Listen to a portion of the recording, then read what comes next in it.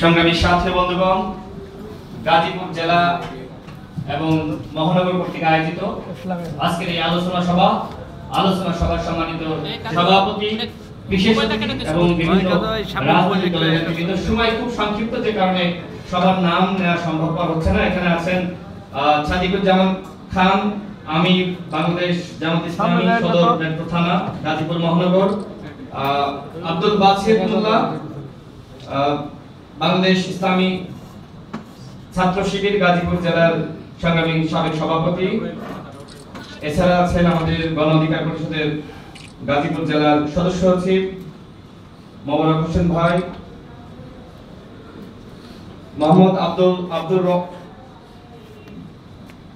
মোহাম্মদ হোসেন আলী কেন্দ্রীয় মজলিস শুরা সদস্য এবং সহকারী সেক্রেটারি জেনারেল বাংলাদেশ জামাত ইসলামী গাজীপুর, আকাম মোজাম্মেল হোসেন নাগরিককে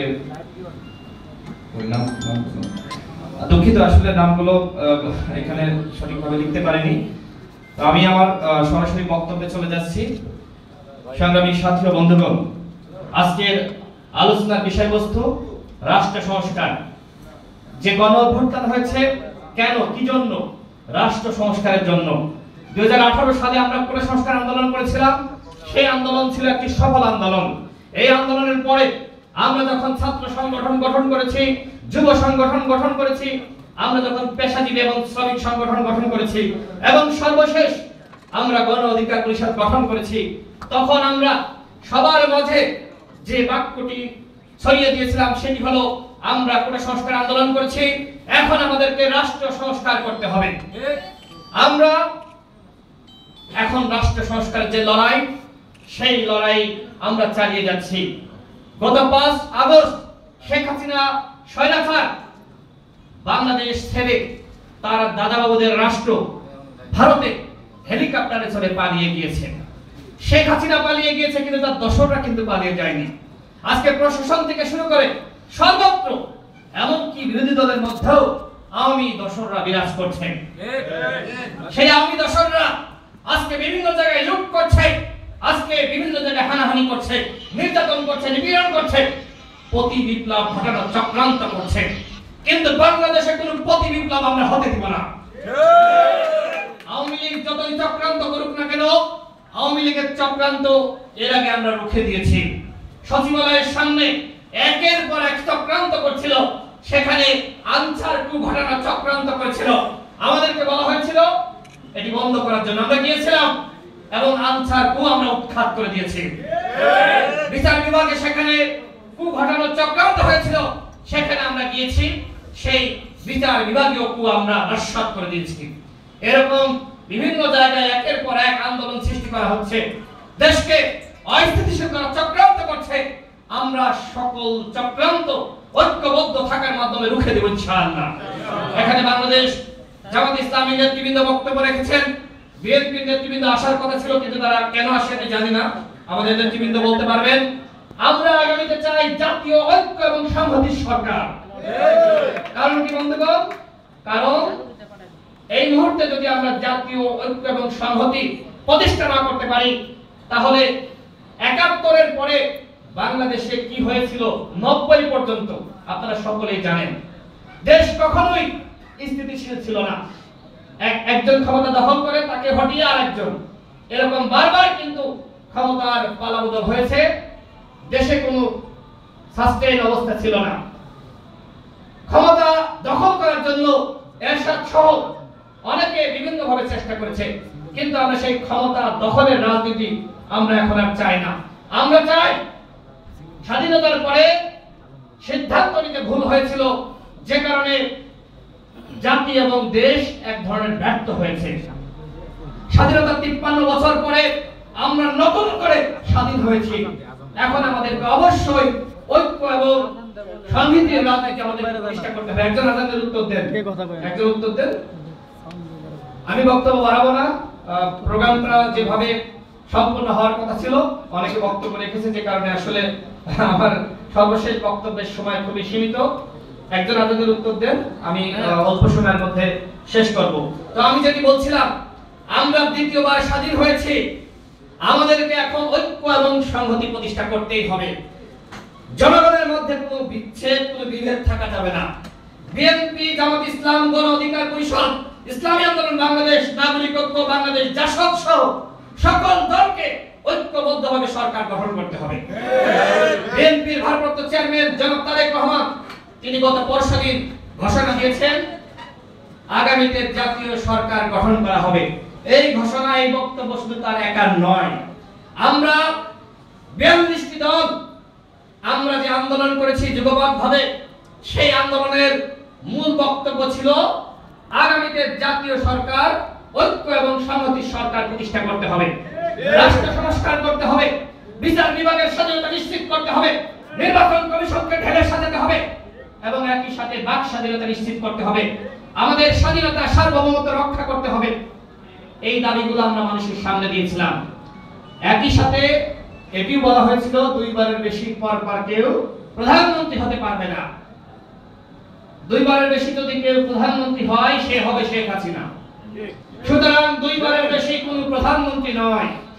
একজন ব্যক্তি যদি দুইবার প্রধানমন্ত্রী হয়, একবার হইলেই তো যথেষ্ট, তার জীবনে আর কিছু চাওয়ার থাকে না। সুতরাং স্লোগান তুলতে হবে, দুইবারের বেশি কেউ প্রধানমন্ত্রী হতে পারবে না, দলীয় প্রধান রাষ্ট্রপ্রধান হতে পারবে না। শেখ হাসিনাকে আমরা দেখেছি, আমাদের শিক্ষা নিতে হবে। শেখ হাসিনা আওয়ামী লীগের সভানেত্রী, একই সাথে প্রধানমন্ত্রী। তিনি গণভবনকে বানিয়েছিলেন তার দলীয় কার্যালয়, আওয়ামী লীগের কার্যালয়ে তিনি যেতেন না। সুতরাং এই কারণে আমাদেরকে দলীয় প্রধানকে রাষ্ট্রপ্রধান হতে দেওয়া যাবে না।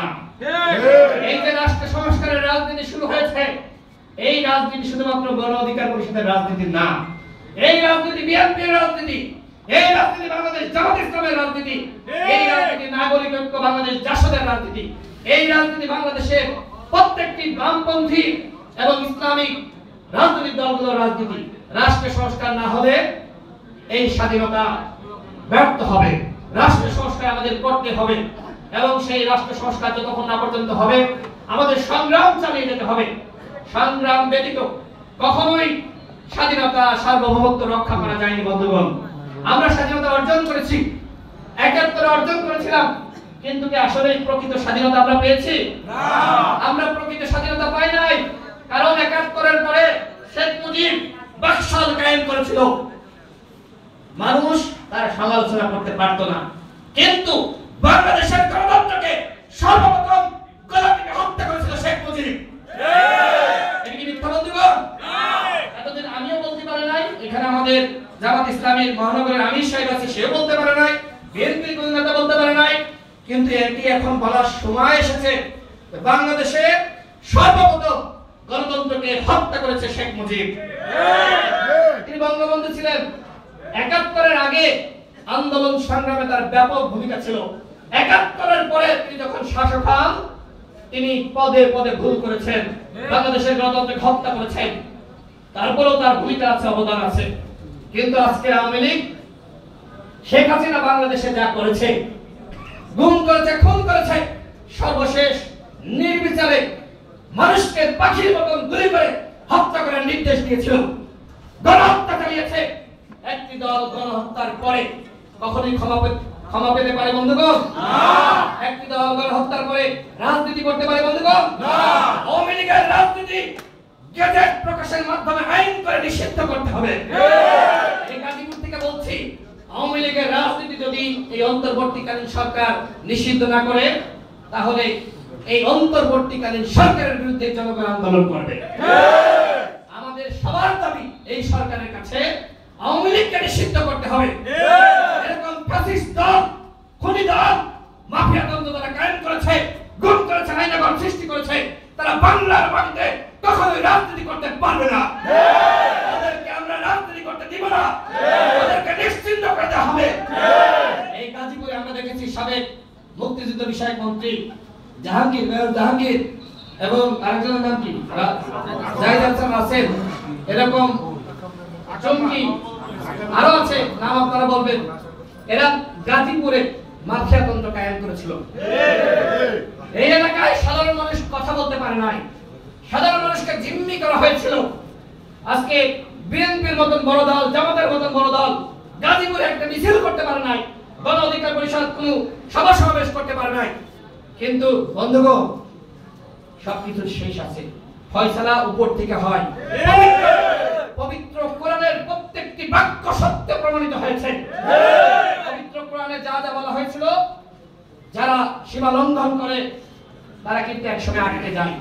আজকে আওয়ামী লীগ সীমা লঙ্ঘন করেছে, দেখেন আজকে কি হয়েছে, তাদের পরিণতি দেখেন। তারা 15 বছর ধরে প্রশাসনকে সাজিয়েছিল, কিন্তু ওই বালুর পাহাড়ের মতন তাদের সেই শক্তি, সামর্থ্য, সাংগঠনিক সক্ষমতা সব ভেঙে পড়েছে। সুতরাং এখন যারা বিরোধী দলে রয়েছেন বা আমরা যারা রয়েছি, আমাদেরকে আওয়ামী লীগ থেকে শিক্ষা নিতে হবে। এখনকার সাধারণ মানুষ কি চায়, ছাত্ররা কি চায়? এখন সবাই চায় দেশের পরিবর্তন, রাজনীতির সংস্কার, দেশ সংস্কার, প্রত্যেকটা প্রতিষ্ঠানের সংস্কার। আসুন আমরা সকল দল মিলে সরকারকে সহযোগিতা করি। অন্তর্বর্তীকালীন সরকারকে আমরা সহযোগিতা না করলে তারা কাজ করতে পারবে না। অবশ্যই আমাদেরকে তাদের সহযোগিতা করতে হবে এবং একই সাথে তারা যদি ভুল করে সেই ভুলের সমালোচনা করতে হবে, তাদেরকে জবাবদিহিতার আওতায় আনতে হবে। কেউই জবাবদিহিতার বাইরে না, আমিও না, আপনিও না। সমালোচনা থাকবে, তাদের ভালো কাজকে আমরা সাধুবাদ জানাবো, ভুল হলে সেগুলো আমরা শুধরিয়ে দিব। কথা বলার সময় নেই, অনেক কথা বলার ছিল, সাংগঠনিক দিক নির্দেশনা সেটি আসলে দিতে পারছি না, নামাজের সময় হয়ে গেছে। আমি আর এক মিনিট বলে শেষ করব, সেটি হলো বন্ধুগণ, এই গাজীপুর থেকে সর্বপ্রথম ওই রাজাকার আলবদর, পাকিস্তানের প্রেতাত্মা, তাদের বিরুদ্ধে সংগ্রাম করে তোলা শুরু হয়েছিল। আমি গাজীপুরের নেতৃবৃন্দকে বলবো, এই গাজীপুর থেকেই সর্বপ্রথম রাষ্ট্র সংস্কারের আন্দোলন শুরু হোক। এই গাজীপুরকে এমন একটি শহর হিসেবে আমাদেরকে গড়ে তুলতে হবে যাতে করে গাজীপুরের মানুষ নিরাপদে বসবাস করতে হবে, নিরাপদে বসবাস করতে পারে। এমন একটি শহর হিসেবে এই গাজীপুরকে গড়ে তুলতে হবে যাতে করে এখানে কোনো মাফিয়া জাহাঙ্গীর আর কখনো তৈরি না হয়, মোজাম্মেল কখনো তৈরি না হয়, রাসেল কখনো তৈরি না হয়, চুরকি কখনো তৈরি না হয়। এই গাজীপুরে কোনো মাফিয়ার এখানে চক্রান্ত থাকবে না। এখানে থাকবে পরিষ্কার পরিচ্ছন্ন রাজনীতি, এখানে থাকবে সকলের সাথে সকলের সহানুভূতি, ভালোবাসা। আপনারা বিএনপি, জামাত ইসলাম, গণ অধিকার পরিষদ, ইসলামী আন্দোলন বাংলাদেশ, নাগরিকত্ব বাংলাদেশ, জাসদ সহ সকল ইসলামপন্থী এবং মধ্যপন্থী, ডানপন্থী দল, আপনারা সকলে একসাথে কাজ করুন। এই গাজীপুরকে আপনাদের শহর হিসেবে, আপনারা নিরাপদ বাসভূমি হিসেবে আপনারা সকলে ঐক্যবদ্ধ থেকে গড়ে তুলুন। আগামীতে অবশ্যই জাতীয় ঐক্য এবং সংহতির সরকার হবে। আগামী 10 বছর ঐক্য এবং সংহতি